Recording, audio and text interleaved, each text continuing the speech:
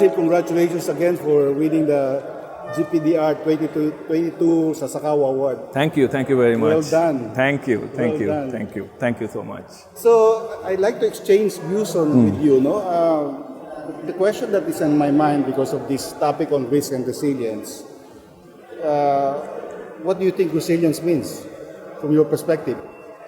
Very important questions. You know that resilience is something like it's looking at the elephant by 6 blind person. Right. Yeah. So everybody has their own perspective, Yeah. but the interesting thing is that how we integrate it. To me,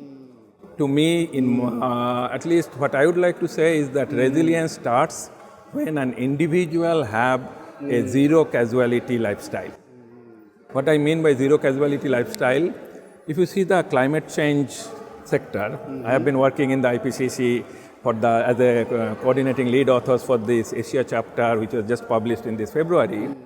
We have been talking on the 1.5 degree lifestyle. Right. So this is like the individual behavioral change, mindset change. Right. But for the disaster field, I think it's still not there. That's right. And what I would like to see that unless we have that mindset at the individual level, and that's what I call the zero casualty lifestyle in our behavior. And then from the individual to family, family to community, and then the higher level of the governance structure. So my definition of resilience is try to start at the grassroots level with a zero casualty lifestyle. So it's a context-driven aim. Absolutely. But it's also a universal goal of zero casualty. Absolutely. Adjusting. Absolutely. That's a very profound definition. I wonder what others would think about resilience. I would love to actually know about that one too. We'll talk to them in different languages. Yes. So. Yeah. Because as I mentioned, that is there is no right and wrong definition, right?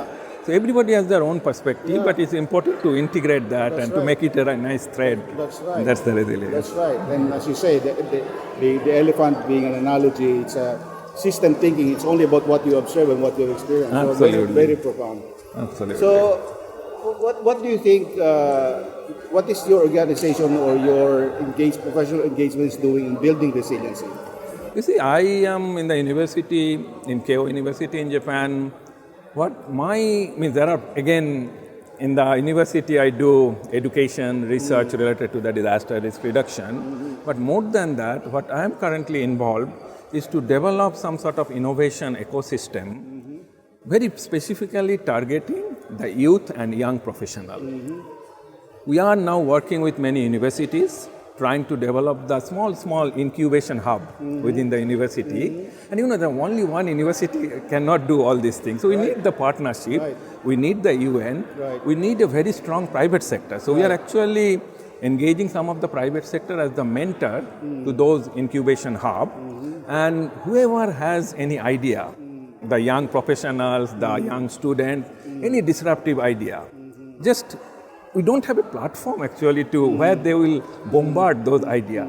So that's what we are trying, at least in a very small way, to develop that innovation ecosystem where at least they can bombard their idea, they can present their idea, and of course it needs a little bit of mentorship, it needs lots of different types of help. So that's our very small efforts in this resilience building, but very specifically focusing on this youth and young scientist innovation approach.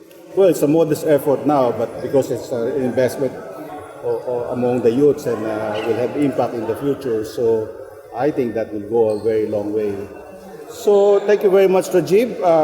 Ladies and gentlemen, Dr. Rajib Shaw, Sasakawa Awardee, and you know who. Thank you very much. Thank you.